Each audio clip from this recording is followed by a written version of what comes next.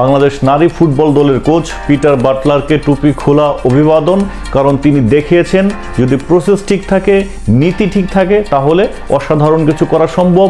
এক ঝাঁক senior player, এক ঝাঁক অসাধারণ প্লেয়ার ছাড়াই বাংলাদেশ নারী ফুটবল দল এশিয়া কাপের চূড়ান্ত পর্বে উন্নীত হয়েছে এবং সেটার মূল কারিগর কোচ পিটার বাটলার। অনেকেই বলেছিলেন বাংলাদেশের ফুটবল ইতিহাসের সেরা ফুটবলার, নারী ফুটবল ইতিহাসের সেরা ফুটবলার সাবিনা খাতুনকে বাদ দেওয়া হলো। সাবিনা খাতুন সহ এক ঝাঁক সিনিয়র প্লেয়ার, স্টার প্লেয়ারকে বাদ দিয়ে তিনি দারুণভাবে দেখিয়ে দিয়েছেন, কামব্যাক করে দেখিয়েছেন যে বাংলাদেশ নারী ফুটবল দল কি পারে।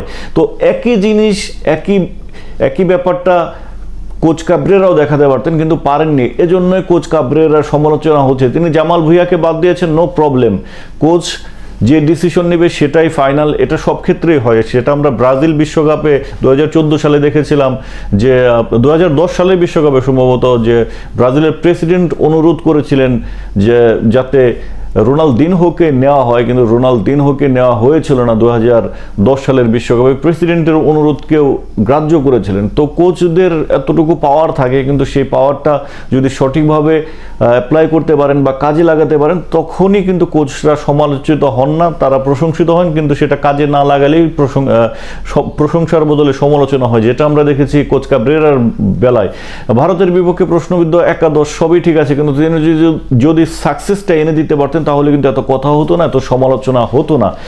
সমালোচনা হচ্ছে কারণ কোচ কাবরেরা বাংলাদেশ দলকে সেই কাঙ্ক্ষিত ফলাফল এনে দিতে পারেননি, কারণ এতগুলো স্টার প্লেয়ার, এতগুলো দুর্দান্ত প্লেয়ার, সামিত সোম, হামজা চৌধুরী, ফাহমুদুল ইসলামদের নিয়ে গড়া দল নিয়েও ভারতকে হারাতে পারেনি, মানে বাজে ফিনিশিংয়ের কারণে, কিছু প্রশ্নবিদ্ধ সিলেকশনের কারণে, যাদের কারণে বাংলাদেশ দল ফাইনালে রেজাল্ট পায়নি। আমরা ভারত ম্যাচে দেখেছিলাম সামিত সোমকে, হামজা চৌধুরীকে পাসই দিচ্ছে না, এবং এমন সব শিশুতোষ ভুল করছিলেন যে গোলগুলো আসলে করা উচিত ছিল সেগুলো করেননি। এটা হচ্ছে একটা পার্ট ছিল যে সিন্ডিকেটের কথা এসেছিল, সিন্ডিকেটের কিছু আশীর্বাদ পুষ্ট প্লেয়ার দলভুক্ত থাকার কারণেই, তাদের কারণে বাংলাদেশ ম্যাচটা হেরে গেছে, এমনটাই মনে করছেন দর্শকরা।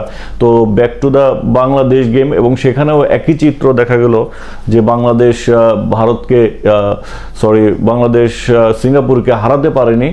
তো সেই ম্যাচটাতেও বাংলাদেশ 2-3টা ভালো সুযোগ তৈরি করেছিল, কিন্তু এন্ড অফ দ্য ডে পুর ডিফেন্ডিংয়ের কারণে হেরে গিয়েছে। সেখানেও প্রশ্নবিদ্ধ একাদশের কিছু ব্যাপার ছিল, কারণ হামজা চৌধুরী, জামাল ভুঁইয়াকে খেলানো হয়নি। তো কাবরেরা সমালোচিত হচ্ছেন, এজন্যই সমালোচিত হচ্ছেন তিনি কাঙ্ক্ষিত ফলাফলটা এনে দিতে পারেননি। অন্যদিকে যদি পিটার বাটলারের কথা বলি, তিনি কিন্তু দেখিয়ে দিয়েছেন যে সমালোচনা যতই হোক, তিনি দেখিয়ে দিয়েছেন পারফরমেন্স। দিন শেষে সাবিনাকে বাদ দেওয়া হলো কি হলো না সেটা কেউ মনে রাখবে না, মনে রাখবে কোচ পিটার বাটলার বাংলাদেশকে তার কাঙ্ক্ষিত যে ফলাফল সেটা এনে দিয়েছেন। সো পিপুল ওয়ান্টস রেজাল্ট। আপনি যদি রেজাল্ট দিতে পারেন তাহলে কিন্তু আর কোনো সমস্যা নাই, কোনো বিতর্ক নাই, কিচ্ছু নাই। সো এখন সবাই সমালোচিত কোচ পিটার বাটলারকে এখন প্রশংসায় ভাসাবেন, এটাই বাস্তবতা।